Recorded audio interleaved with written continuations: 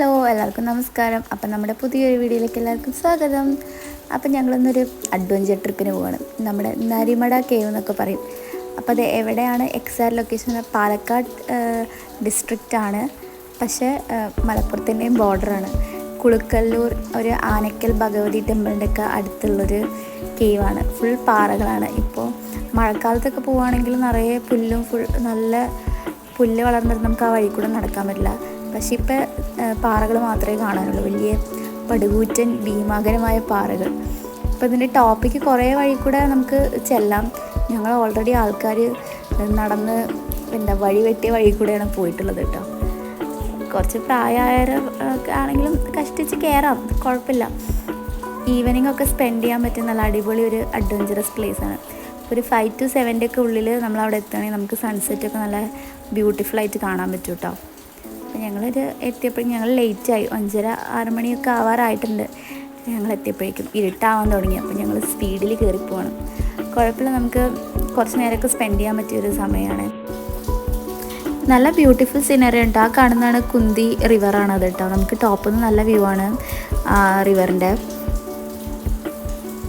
ശരിക്കും നമ്മൾ മലപ്പുറം പാലക്കാടിൻ്റെ ബോർഡറിലാണ് നിൽക്കുന്നത്.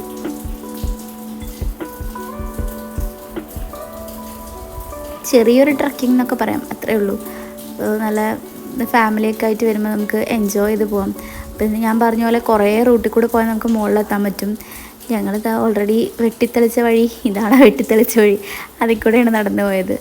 അപ്പോൾ ഞങ്ങൾ കുറേ പേരുണ്ടായിരുന്നു, സിസ്റ്റർ-ഇൻ-ലോൻ്റെ ഫാമിലി, അങ്ങനെ കുറച്ച് ആൾക്കാരായിട്ടാണ് പോയത് കേട്ടോ. വലിയ തിരക്കൊന്നുമില്ല.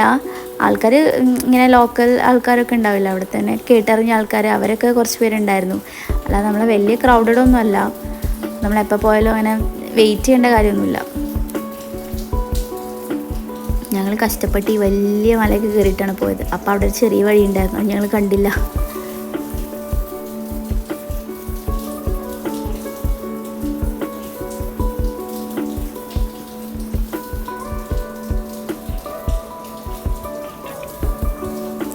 ഇതെന്തോ കായാണ്, എന്ത് കായെന്ന് എനിക്ക് പേരറിയില്ല. പക്ഷെ പണ്ട് ചക്രക്ക് ഉരുട്ടി കളിച്ച കായാണെന്ന് അവർ പറഞ്ഞു. പക്ഷെ ഞാൻ ആദ്യമായിട്ടാണ് കാണുന്നത്.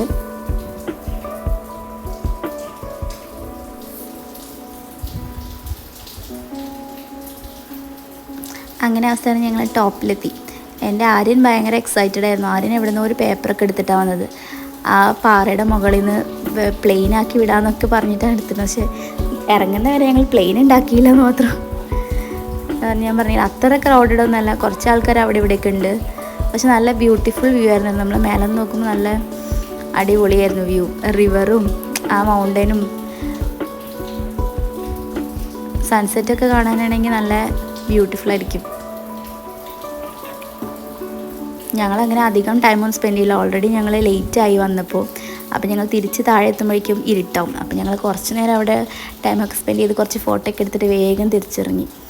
അപ്പോൾ ഞങ്ങൾ ഇറങ്ങാറായപ്പോഴേക്കും ഇരുട്ടായി തുടങ്ങിയിട്ടുണ്ടായിരുന്നു. കയറി വരുന്ന വഴി അറിയാമല്ലോ, അപ്പോൾ പിന്നെ ഇറങ്ങാൻ അത്ര ടഫ് ഉണ്ടായില്ല, വേഗം ഇറങ്ങി. ആ റിവറാണ് ആ കാണുന്നത്. നല്ല